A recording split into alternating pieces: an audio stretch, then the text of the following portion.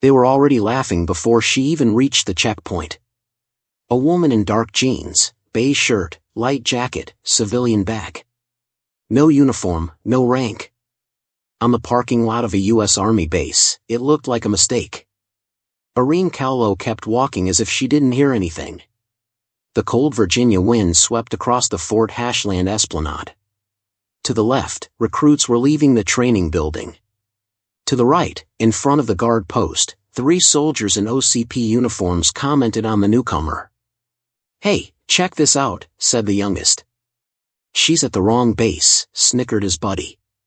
"Maybe she's here to drop off a resume," added the third. He didn't speak loudly, just enough, that little condescending tone people take when they think they know who they're dealing with. Irene walked with steady steps, heels quiet on the concrete, eyes straight toward the gate. Her hair was pulled into a tight low bun. Her face was calm. Nothing showed that she knew the layout of the base, or that she'd once landed on sand runways under mortar fire. Here, she looked like any 35-year-old American woman sent to handle paperwork. "Ma'am, you can't," began the youngest as she came within 2 meters of the booth. The duty sergeant turned around. His face changed instantly. "Stand by. Let her through." The laughter died behind her as if someone had cut the sound. The sergeant stepped out of the booth, straightened his vest, shot a glance at the 3 who'd been snickering, then faced Irene with the posture one reserves for someone far above. "Colonel Callow, ma'am. Welcome to Fort Hashland." His voice had taken on that automatic tone of respect. The 2 other soldiers, now realizing their blunder, stiffened. The barrier rose with a creak, and Irene simply nodded. "Thank you, Sergeant." She handed over her badge, a plain plastic rectangle with no bright colors. The sergeant scanned it almost without looking. Someone had warned the post that an inspection was coming. You don't tell a colonel to wait outside. Behind her, the chattiest of the 3 scratched his neck. Callow, not a name from the base, an outsider, a woman in civilian clothes. And the sergeant had called her colonel without hesitation. "Problem, Private?" asked the sergeant. "No, Sergeant." "Then shut up." Irene crossed the yellow line and entered the inner lane. The air felt different inside the perimeter, more controlled. Flags snapped near the commanding officer's headquarters. In the distance, a Black Hawk rested by the hangar. She could have walked this place blindfolded. She hadn't come back for pleasure. As she advanced, eyes turned toward her. In the Army, people judge by the uniform first. No uniform, then they look for the badge. High-level badge. Then the escort. None. Contradictions draw attention. A captain came out of the administrative building as she passed, coffee in hand, folder under his arm. "Ma'am, visitors need to check in at the front desk," he said automatically. "Already did," Irene replied without slowing down.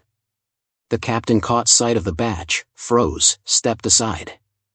The ripple had just passed down another corridor. An unknown woman had entered without escort, and the guard post had saluted her. Outside, the 3 young men were still watching. "Who the hell was that?" "Someone way above your pay grade," snapped the sergeant. "Don't forget her name, Callow." Irene climbed the steps of the main building. The doorman opened the door immediately. Inside, the smell of disinfectant and reheated coffee. On the wall, a line of portraits of Fort Hashland's commanders. Everything still. She stopped before the current one, Colonel Marcus Holcomb. She knew the name. At the front desk, a specialist looked up. "Good morning, can I?" "Irene Callow." "They're expecting me." The specialist tapped the keyboard, then straightened slightly. "Yes, ma'am.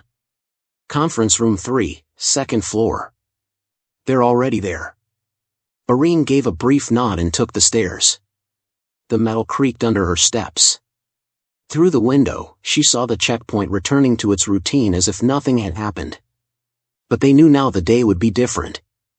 She was 5 minutes early. Always punctual. The hallway smelled of fresh paint. Behind the doors, relaxed male voices. They didn't know yet. Halfway down, she passed the board listing the units stationed on the base. Training Battalion. 16th Sustainment Military Police Company. So this was where they trained the same kind who'd been laughing at the gate minutes earlier. She noted the time, the place, the behavior. Nothing dramatic, just a sign that discipline slipped when people thought no one was watching. In front of the glass door of room 3, she smoothed her sleeve, more out of habit than vanity. Her badge hung straight. Inside, she could see silhouettes in uniform, leaning over files, convinced they were about to face some logistics inspector. She placed her hand on the handle, her face perfectly calm. Room 3 smelled of lukewarm coffee, paper, and the quiet confidence of those who think themselves untouchable. Around the large oval table, 7 officers, 6 men and 1 woman, were talking in low voices, the relaxed tone and coarse humor of a late morning. One of them looked up when the door opened, without standing. "Yes, hello." "Irene Cowlow from Logistics, perfect," said a major, his quick glance already elsewhere. "Coffee's over there. The machine half works. You can fill the carafes before the colonel arrives." The others stifled a laugh, and Irene remained silent for a moment. No expression on her face, no surprise, no embarrassment. She set her folder on the table, calmly took off her light jacket, folded it, and crossed the room. The silence that followed was brief, broken only by the hum of the projector hanging from the ceiling. Captain Holmes, a tall blond man with a tired face, watched her with amused eyes. "Make yourself at home, huh?" "I always do," Irene replied without turning around. She took 2 metal carafes from the side table, rinsed them with tap water, then placed them carefully on the tray. Her movements were precise, methodical, almost military. The major who had mocked her shrugged and muttered to his neighbor. "Do we really need a civilian for this? The army's hiring just anyone now. Maybe she's a consultant. A consultant with field boots? Come on." Their voices faded into the general murmur.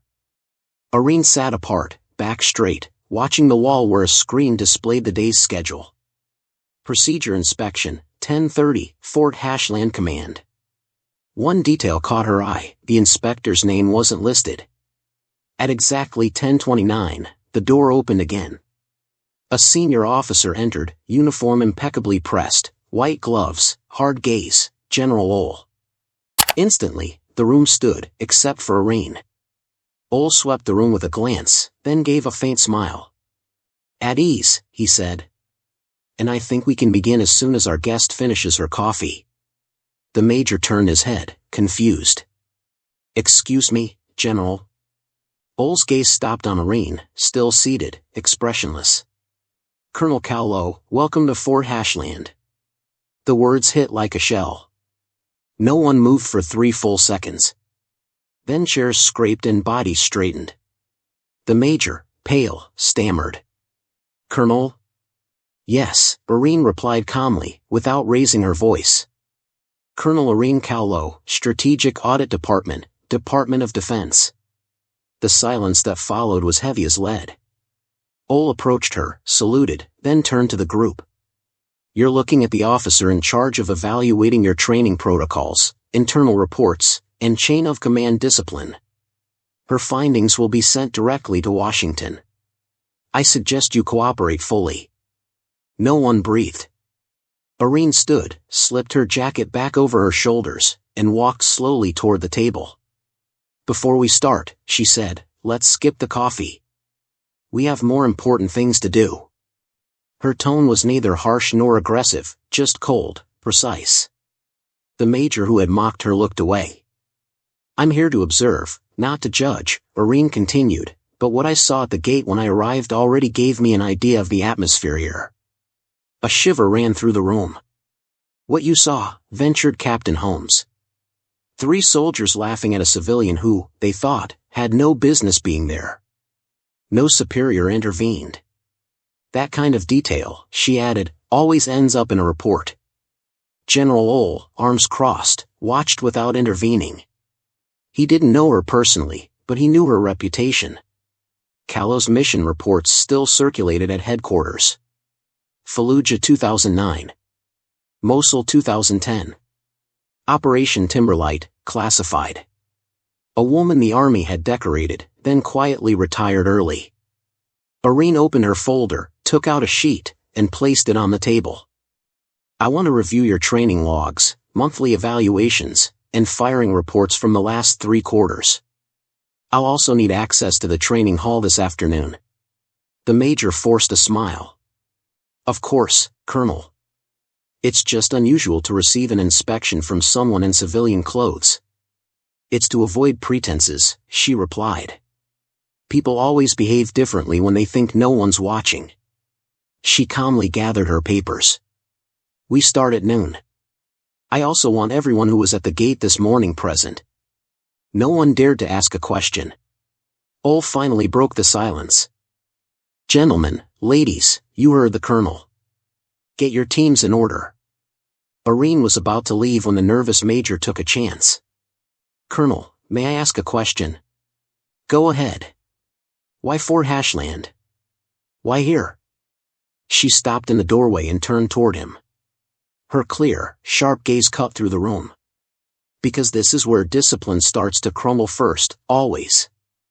The door closed firmly behind her. No one spoke for a full minute. Then a murmur. Cowlow, that wasn't her, was it? The one from Timberlight? But everyone already knew the answer was yes. The rumor spread before noon, quick, contagious, carried from corridor to corridor like a wave. A colonel from Washington, arriving in civilian clothes.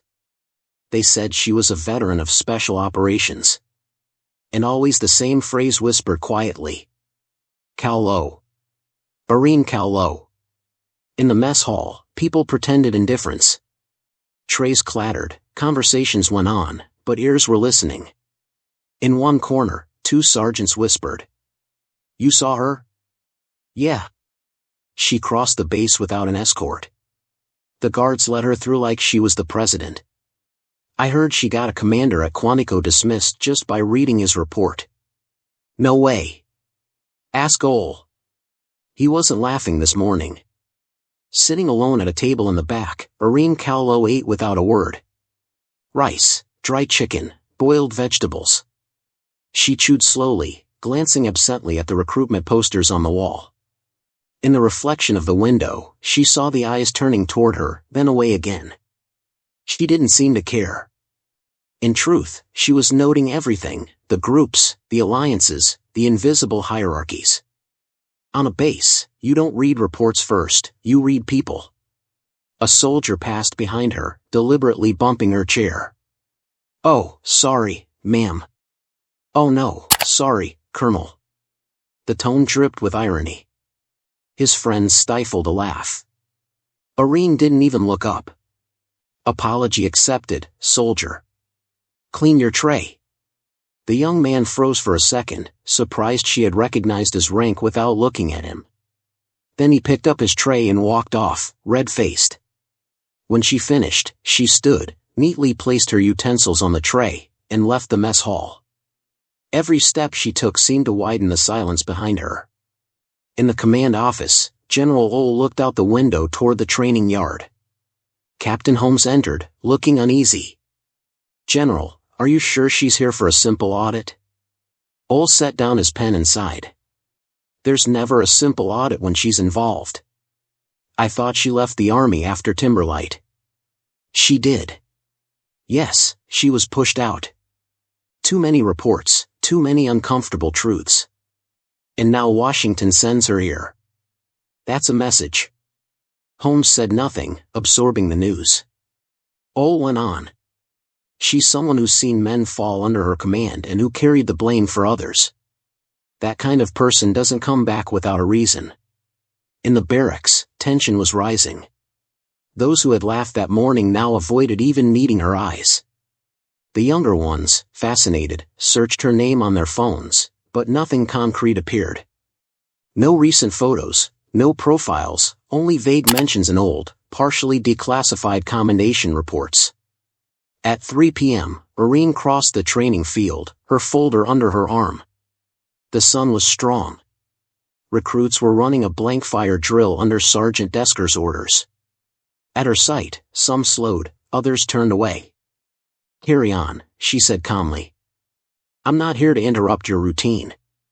Desker, tall, close-cropped beard, tight jaw, stepped forward. "Ma'am, we were told you'd be observing today." "That's correct." "Pretend I'm not here." She stayed 10 meters back, arms crossed, attentive. The shooting began. The gunfire followed a steady rhythm, too perfect. The volleys were mechanical, without tension, without spirit. Irene noted, repetition without intent, loss of focus after the fourth volley. Then a sharp crack, not the sound of a gun, but a jammed cartridge. One soldier raised his rifle in confusion. Another, distracted, walked right behind him. Irene reacted before Desker could speak. "Lower it immediately," she barked. "Weapon jammed." Her voice snapped like an instinctive command.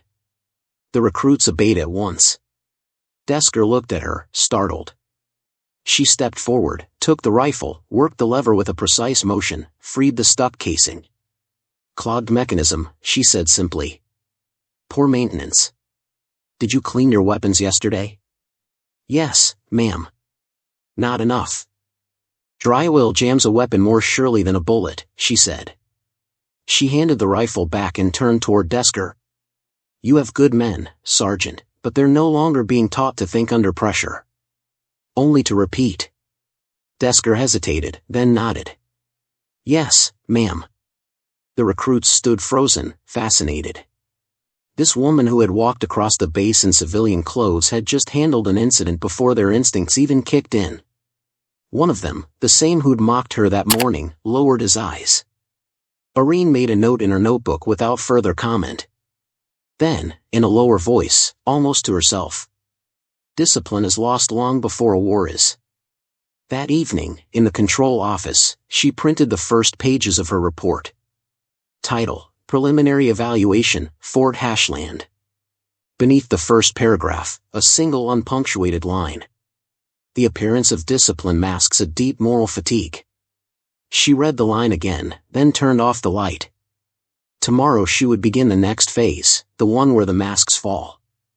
The next morning, the Virginia sky was a uniform gray, heavy as a promise of storm. At 6:30 a.m., Fort Hashland's main training field was slowly coming to life. The shouts of instructors, the sharp sound of boots on wet sand, the cadence of orders marked the camp's awakening. Irene Cowlow watched from the raised metal catwalk, notebook in hand, hood pulled over her head. Below, about 30 recruits ran between barriers, splashing through puddles before standing again. Sergeant Desker, the same as yesterday, oversaw the tactical coordination exercise. She remained motionless, upright, silent. Official observers often like to make themselves seen, to make their authority felt. Not Irene. She let the men forget her presence until she became just a dot at the edge of their vision, a dot that saw everything. At 7:12, the first anomaly. One of the M151 utility vehicles, parked too close to the course, began to roll slowly toward the exercise area. The handbrake, poorly set. Desker turned his head, but too late, the vehicle was already sliding down the slope. Irene dropped her notebook and descended the catwalk in 3 quick bounds. "Back up," she shouted. 2 recruits, frozen, didn't move. She sprinted forward, yanked open the door, and pulled the brake in one sharp motion. The vehicle stopped 50 centimeters from a petrified soldier. Desker came running, face pale. "Colonel, are you all right?" "Yes." But a mistake like that would have cost 2 lives in the field. She put her gloves back on, picked up her notebook from the mud. "Noted, Sergeant. Check handbrakes before every drill, and review vehicle immobilization procedures." Desker nodded, ashamed. "Yes, Colonel." Irene straightened up, looking at the whole group. "Carry on." The rhythm resumed, tighter, sharper. She watched everything, posture, discipline, how orders were executed. Every detail mattered. Every hesitation, she noted. She knew this feeling, fragility, routine. Routine kills. Later that morning, they moved on to live movement firing drills. Irene stayed in the background, arms crossed. The wind blew dust across her face. Beside her, Captain Holmes watched her, uneasy. "You're strict, Colonel." "No. Realistic. A soldier who thinks he's ready when he's not is a ticking bomb." "Have you always been like that?" She gave a half-smile. "No. I learned after burying too much certainty." Holmes looked away, uncomfortable. He had heard fragments of her story, Operation Timberlight. The mission no one ever described, but everyone whispered about. Suddenly, one shot cracked louder than the rest. Too loud. The sharp metallic sound was nothing like a blank round. Sergeant Desker swore and raised his hand. "Cease fire." The recruits froze. One of them, a young man from Kansas named Reed, stood stiff, his weapon pointed at the ground. Irene strode forward quickly, seized the weapon by the handguard, turned it over. A live round had been fired from a training magazine, a mix-up. Faces went pale. "Who loaded this weapon?" she demanded. Silence. Desker checked the crates. One still held live ammunition, supposed to be locked away. Irene took a slow breath. "It's a human error, but in another context, it's a fatal one." She fixed her gaze on Reed. "Soldier, do you understand what you just did?" "Yes, ma'am. I followed the instruction. I took the magazine that was on the table." "You did nothing wrong," she replied. "You obeyed. And that's exactly the problem." She turned toward Desker and Holmes. "You're teaching conformity, not awareness. Soldiers shouldn't just follow orders, they must know when those orders become dangerous." Holmes tried a clumsy justification. "We have strict procedures, Colonel." "Then they're not strict enough." She lifted the magazine and placed it slowly on the firing table. "In the Army, there are two kinds of fear. The kind that saves your life, and the kind that destroys it. The first is the one I want to see here, the fear of doing wrong, not the fear of displeasing." The words fell like stones. No one dared answer. When the exercise ended, she walked away from the group, alone across the field still reeking of gunpowder. The wind blew the smell of metal and wet earth against her. She thought of the men she had lost, those she'd watched die because others refused to disobey absurd orders. Timberlight again, the faces, the screams, the madness of command. In that sentence she never forgot. "You're just a woman. You're not built for command." She closed her eyes for a second, then resumed her steady stride toward the walkway. Behind her, the recruits watched her go, as one looks at a brutal mirror, the kind that shows without lying. Captain Holmes whispered to Sergeant Desker, "She just humiliated us." Desker shook his head slowly. "No. She just reminded us why we wear this uniform." In her office, Irene wrote her second report. Title, Field Observation, Day 2. Under the section Collective Behavior, she wrote simply, "The soldiers hesitated less today." That's progress. At precisely 10 a.m., the corridor leading to the command briefing room echoed with the click of boots and the rustle of freshly pressed uniforms. The air was heavier than the day before, filled with murmurs, caution. The rumor had solidified. Colonel Callow was preparing a direct report for Washington, and no one knew what was in it. Irene waited alone, standing, hands clasped behind her back. On the wall, an American flag, two portraits, one of the Secretary of Defense, the other of Colonel Marcus Holcomb, current commander of Fort Ashland. A name she already knew. The name that, 10 years earlier, had signed her dismissal. The door opened. An adjutant gestured briefly. "Colonel Callow, the commander will see you now." She entered. Holcomb sat behind a large oak desk. Same square face, same impeccable military haircut, but now with gray at the temples. To his right, Captain Holmes, tense, sitting too straight. To his left, a civilian advisor from the department, tight, expression cautious. "Colonel Callow," said Holcomb, his tone neutral. "It's been a long time." Irene stopped 2 meters from the desk. Indeed, she replied calmly. I see you've returned to service. One never truly leaves the service, Colonel. One gets pushed out. That's different. Holcomb gave a polite smile. Still the same candor. He stood, walked around the desk, hands clasped behind his back. So, you've come to inspect Fort Hashland. I suppose you're here to find anomalies, faults, culprits. That's what you do best. Irene remained impassive. I'm here to find the truth. The facts will suffice. Holcomb stopped in front of her, closer now. You know, I read your file before you arrived. The Pentagon was lenient with you. Timberlight could have cost you your rank. Timberlight cost me something else, she said. Trust. A heavy silence fell. Even Holmes looked away. Holcomb continued, sharper. You disobeyed a direct order. I prevented a pointless massacre. You destroyed the chain of command in the field. I saved 20 men, including 3 under your command. The civilian advisor shifted in his chair. Holcomb took a step back and drew a slow breath. Whatever the case, the past is closed. What interests me is your report.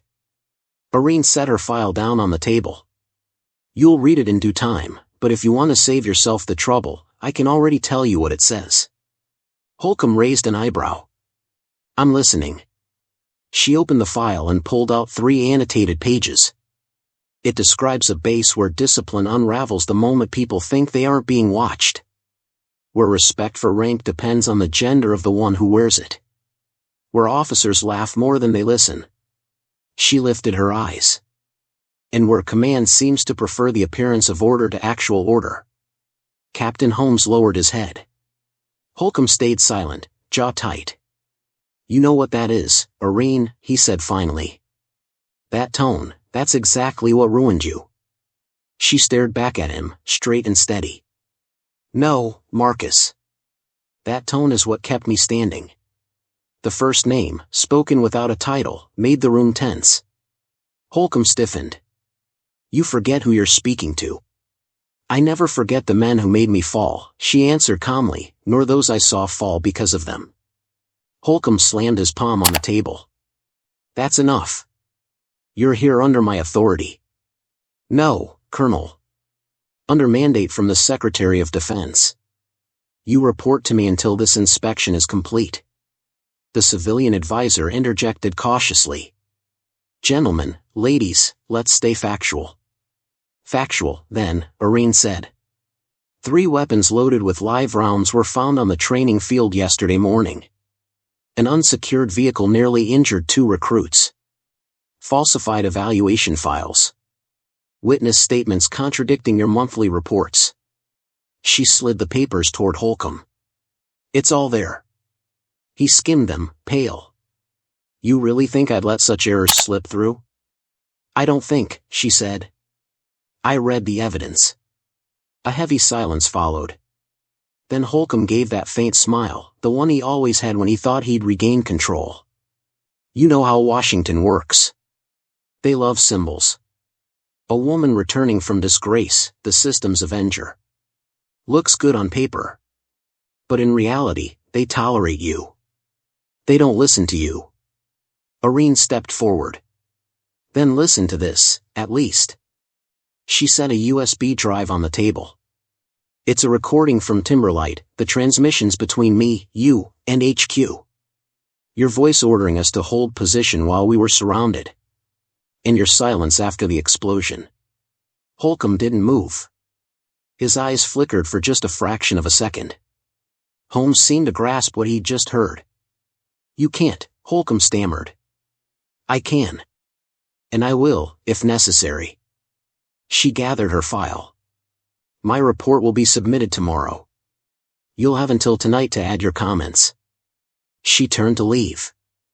Before crossing the door, she added, without looking back. Authority isn't a right, Colonel. It's a responsibility. And you've forgotten the difference. The door closed softly. In the office, no one spoke. Holcomb remained standing, the USB drive between his fingers, pale and still. Holmes stared at the closed door with a mix of fear and admiration. He murmured. She didn't come back to inspect, she came back to settle accounts. Holcomb answered in a low voice, almost a laugh. He looked up at the flag. She came back to bring us down, cleanly. Rain fell relentlessly all evening over Fort Hashland, blurring the outlines of the hangars, muffling the sounds. By 10 p.m., most soldiers were already asleep. The few on patrol walked with heads down, hoods up, rifles held tight against their chests. In the administrative building, only one light remained on Office 3B. Irene Callow sat before a spread of reports across her desk. The screen cast a white, almost cold glow on her face. She hadn't moved in 2 hours. Each page she turned only confirmed what she already knew. Numbers didn't lie, but men did. The columns lined up perfectly, yet the dates didn't match. Some signatures appeared twice. And in the margins, always the same initials, M. Holcomb, the man who had silenced her 10 years ago, during Timberlight. She set down her pen and closed her eyes for a moment. The memory of that night returned in a flash, the confused orders, the radio static, the voice of command screaming, "Hold position," while they were surrounded. Then the blast, the sand, the silence. She opened her eyes again, harder now. Tonight, she wasn't looking for revenge, she was looking for proof. A soft noise pulled her from her focus. 3 knocks on the door. "Come in." A young soldier appeared in the doorway, soaked and out of breath. "Ma'am, Private First Class Heiress. I needed to speak with you." Irene looked at him without moving. "It's 11 p.m., soldier. You'd better have a good reason to be here." "Yes, ma'am. A very good one." He stepped inside, closed the door behind him, and glanced down the corridor. His hands trembled slightly. "I was told you're leading an investigation," he said. "I think I found something." He pulled a plastic folder from under his jacket, wiped it roughly, and set it on the desk. Irene opened it. Inside were a USB drive, a few typed pages, and a notebook covered in quick, scribbled notes. The pages bore the heading Internal Supervision, Confidential, and a date later than the official audit signed by Holcomb. Irene looked up. "Where did you find this?" "In the maintenance room of the North Hangar. There's a crate marked for destruction. I checked before the cleaning crew came through." "Anyone else know about it?" "No, ma'am, and I'd rather no one did." She nodded slowly. "You're right. And you just did the riskiest thing a soldier can do here, tell the truth." She took the USB drive and slipped it into an envelope. "From now on, you were never here. You never found this file. Understood?" "Understood. Go back to your quarters. And whatever happens, keep silent." Horace saluted awkwardly and left the room. When the door closed, Irene leaned back in her chair, staring at the drive on the desk. Then, slowly, she plugged it into her computer. The screen flickered. A single folder appeared, Sabline Operation C. She opened it. Reports, scanned signatures, training summaries, photographs of night exercises, all signed Holcomb and all dated after the program's official closure. Fraud. Forgery. Concealment. Irene's breathing slowed, grew colder. She scrolled through the images, injured soldiers, crashed vehicles, unreported forms. Then, on the last page, a name, PFC Marcus Rivera, a former member of Timberlight, listed as missing in action, never officially declared dead. And yet here he was, on a roster of training tests at Fort Hashland, 8 years later.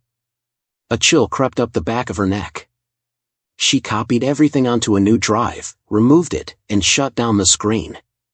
The fluorescent lights buzzed faintly. The building seemed to breathe around her. Past midnight, she stepped out into the courtyard. The rain had turned to a thick mist. The air smelled of metal and kerosene. She walked calmly toward the north hangar. The key she'd taken from Horace opened the side door easily. Inside, a single lamp swung from the ceiling, casting trembling shadows over stacks of crates. On some, the markings had been blacked out, archive, classified. Irene moved forward, her boots sinking into damp dust. She spotted a desk in an old steel cabinet left ajar. Inside, paper files were neatly arranged by month.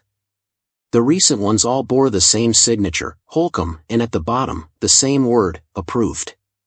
She closed the drawer softly, turned off the lamp, and stood a moment in the dark. Then, in a low voice, almost to herself, "So this is what you were hiding, Marcus." Not a mistake, not a lapse, a system. She left the hangar without looking back. The rain had returned, finer, colder. She turned up her collar and walked toward the living quarters. Her face gave nothing away, but her stride was that of a woman who knew exactly what she had just set in motion. In her pocket, the USB drive felt heavy, warm, almost alive. Inside it was more than a scandal, it was proof that everything she'd been accused of 10 years ago had been orchestrated to silence her. Tomorrow, she thought, Fort Hashland will no longer have the luxury of silence. The next morning, Fort Hashland woke to a tension no official order had declared, but everyone could feel. The very air seemed charged, heavier. Conversations were hushed. Everyone knew that Colonel Callow had called an emergency assembly for 9 a.m. in the main conference hall of Building C. No one knew why, but on a base, collective silence always tastes like fear. At 8:59, the hall was full. About 50 officers, instructors, and senior staff. On the walls, flags, mottos, official portraits, everything breathed tradition. At the center stood Marcus Holcomb, uniform immaculate, face hard. He still believed he was in control. At his right, Captain Holmes stood stiffly, not daring to meet his gaze. When Irene Callow entered, silence fell instantly. She wore her full uniform again, insignia gleaming, immaculate, her hair tied back, her file under her arm. She gave a brief salute, walked to the podium, set down her documents, and lifted her eyes. "Gentlemen," she said simply. "Thank you for coming." She paused. Her voice was calm, steady, sharp. "You've all received my preliminary reports. Today, I'll speak of facts, nothing else." A faint rustle went through the room. Holcomb forced a tight smile. "Colonel, before we begin, allow me to say this meeting is unusual. You could have gone through proper channels." Irene looked at him without emotion. "It's precisely the chain of command that's the problem, Colonel." Holcomb shifted, then gave a nervous laugh. "You're implying misconduct?" "No. I'm proving several." She opened the file and pulled out a laminated sheet. First, falsification of training reports. 3 reports dated January, February, and March bear your signature. Yet the data they contain come from unauthorized simulations conducted at night, without medical supervision, and with live ammunition. She laid the sheet on the table. Second, transfer of classified material to the North Hangar under the pretext of maintenance. No authorization request, no tracking. A murmur rose, quickly stifled. Irene went on, relentless. Third, concealment of material and human losses during the exercises known as Sable Line. She looked up. "My evidence comes from internal documents recovered in that hangar and from this USB drive."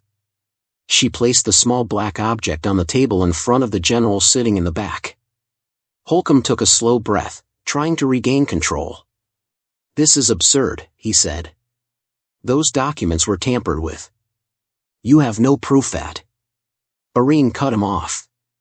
"Your voice." She pressed play on a small recorder. A man's voice rang clearly through the hall. "Hold position. It's only an exercise. We'll assess the losses afterward." The words hung in the air, undeniable. Holcomb froze. All eyes turned toward him as Irene continued. "Those were your orders, Marcus. Timberlight, 2013, the mission that cost 6 men their lives and ended my career." She pointed to the USB drive. "What I found in the hangar proves the same pattern repeated here, this time at Fort Hashland, under your supervision." Holcomb jumped to his feet, voice shaking. "You can't use those recordings without authorization." I can, Irene replied, and I will. She took out a sealed envelope. Mandate from the Secretary of Defense. Internal investigation open last night. You are hereby relieved of duty, effective immediately. A brutal silence fell. Holcomb stood frozen, his features collapsing. Then he tried one last attack. You think they'll listen to you? You, the disgraced one from Timberlight? You came back for revenge, nothing more. Irene met his eyes. No, Marcus. I came back for the men who, that day, were never allowed to speak. She turned toward the whole room. And for everyone here who still keeps quiet out of fear. Her words echoed through the thick air. No one moved. Even breathing seemed to stop. Holcomb took a step toward the exit, but 2 military police officers blocked his way. He stood there, motionless, then slowly turned his head toward Irene. You've won, he said. No, she answered softly. I've only put the truth back where it belongs. The MPs led him away without a word. Irene closed her file, placed it in her case, and addressed the assembly one last time. The falsified reports will be sent to Washington. Every officer involved in the Sable Line program will be questioned. You can choose to cooperate, or wait for them to come for you. She stepped down from the podium slowly. No one spoke, no one stopped her. Holcomb's boots still echoed faintly in the corridor, the sound of an empire of fear finally collapsing. Outside, the rain had stopped. The wind carried the scent of ozone and wet metal. Irene Callow stood on the steps, drew a deep breath, her shoulders straight. She felt neither triumph nor relief, only a strange clarity. For the first time since Timberlight, she no longer had to prove she'd been right. The world had finally heard her. 3 days later, the flag of Fort Hashland fluttered in the winter wind, clean, bright, as if the base itself could breathe again. The official investigation had begun at dawn. Military police vehicles came and went, escorting officers summoned for questioning. The faces were drawn, grave, the corridors silent. Fear had changed sides. Irene Callow crossed the courtyard, file under her arm, saluted at every step. Not the forced salute of habit, but a real one, the kind born of raw respect, not rank. The men who had been laughing 2 days earlier fell silent when they saw her. Some looked away, others straightened instinctively. She entered the main building. The walls, usually covered with martial quotations, seemed barer now. In the hall, Captain Holmes was waiting, file in hand. Colonel, ma'am, he said as he approached. General O'Neill has signed your interim appointment. You're taking command until the investigation is concluded. Irene took the paper without a word. On the form, temporary command, Fort Hashland, Colonel Callow. She signed, one simple gesture, without triumph. Holmes watched her, uneasy. You know, I didn't think things would go this far. You thought they'd stay as they were, she replied calmly. He lowered his eyes. We learn to stay silent here, too quickly. Then learn to speak, she said. It's harder, but it's worth more. She handed him a sheet. Reform the teams. No collective punishments. I want people who want to serve, not just obey. Holmes nodded. Holcomb leaves tomorrow morning. Washington will decide the rest. She walked away without another word, the sound of her boots echoing on the polished floor. In the training hall, the recruits were already warming up. Sergeant Decker looked up as she entered. Colonel. Sergeant, carry on. She stayed back, observing the precise movements, the rhythm. It was different. Orders snapped without anger, responses came without fear. She barely noticed it, but a faint smile touched her lips. A young soldier, Harris, the same one, spotted her, hesitated, then approached. Ma'am. Yes, Harris. We wanted to thank you. For what you did. Don't thank me, she said. Make sure it never happens again. He nodded, straight as a blade. Yes, ma'am. She watched him return to his squad. He looked steadier now, more grounded. That was what she wanted, not heroes, just people who were aware. That afternoon, she went to Holcomb's old office. The room had been cleared, the desk bare. On the wall, the removed frames left lighter squares in the paint. She sat down, opened her notebook, and wrote a few words. Command resumed. Base stable. Priority, redefine the notion of authority. She set the pen down, motionless for a few seconds, eyes drifting toward the window. Outside, the courtyard lay under a pale light. Men moved about, working with quiet purpose, no chaos, no tension. The sound of an engine, a door slamming, an instructor's brief shout, everything seemed back in place. Then a voice on the intercom, Colonel Callow, briefing at 1700 with General O'Neill. She stood, adjusted her uniform. In the mirror, her reflection looked back without expression. She thought briefly of Timberlight, of the face she had never forgotten, of the promise she made that day. If I ever come back, it won't be to survive the field, but to change it. The briefing lasted less than an hour. O'Neill listened in silence, nodding. When she finished, he stood and shook her hand. The Army needs people like you, Colonel. The Army needs memory, General. Not heroes. O'Neill smiled. You are one, whether you like it or not. She didn't answer. As she left, she passed a few accredited journalists on the base. Cameras turned toward her, flashes went off. She walked past without stopping, no interview, no speech. The truth doesn't need staging. At dusk, the base slowly lit up. Irene climbed the observation platform, the same one where she had stood on the first day. Below, the recruits were running, orders were flying, discipline was alive again. The wind lifted the flags above the training field. Holmes quietly joined her on the walkway, stopping beside her. Are you planning to stay? He asked. Long enough to set this base in order. Then I'll leave, and after that, I'll find another place where authority is still mistaken for fear. Holmes gave a faint smile. You know, ma'am, they respect you, even the ones who won't admit it.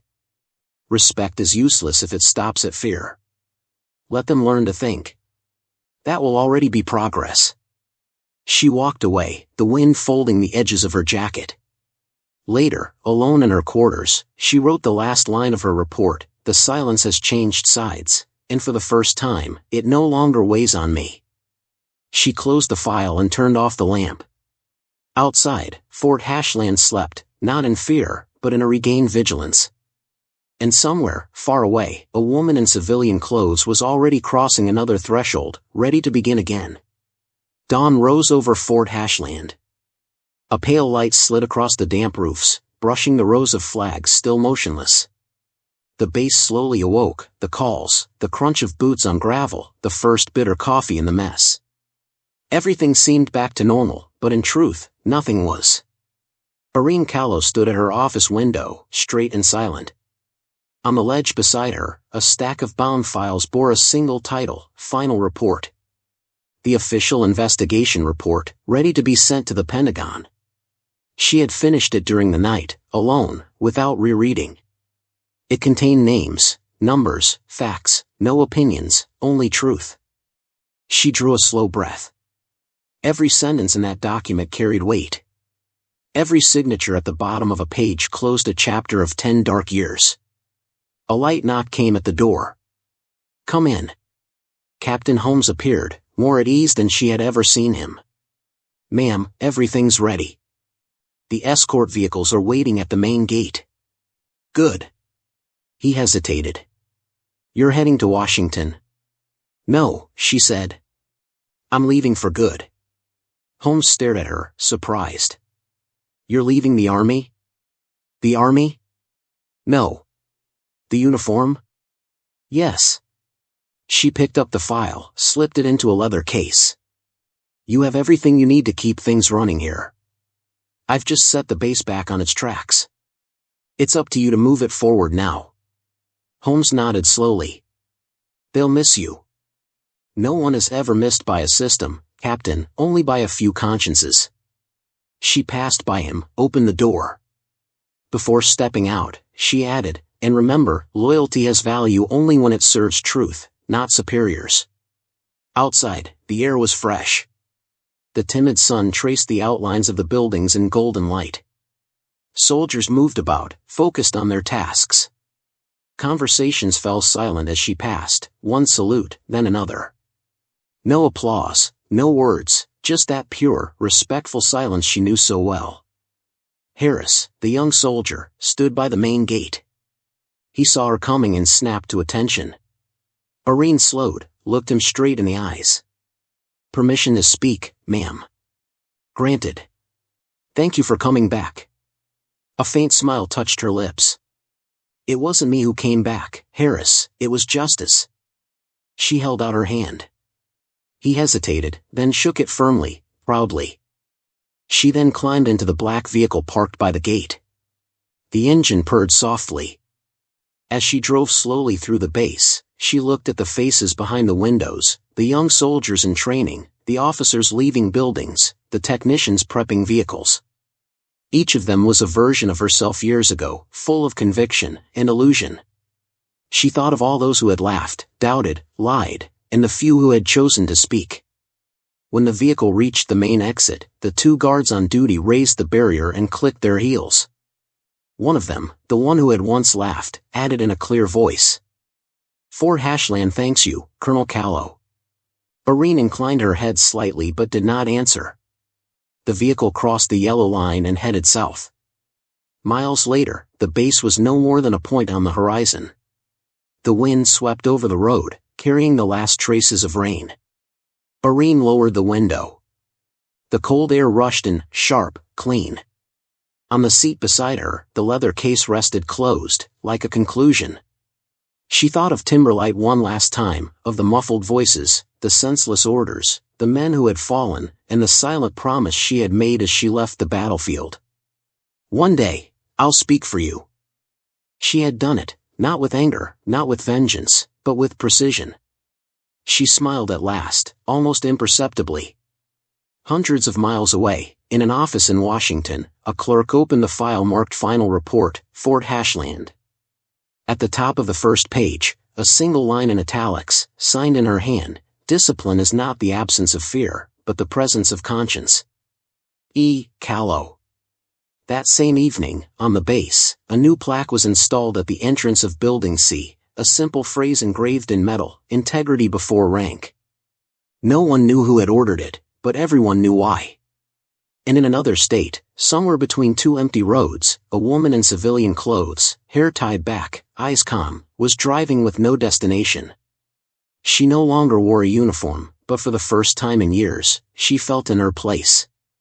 The world behind her was catching its breath again, and this time, silence was no longer a weapon.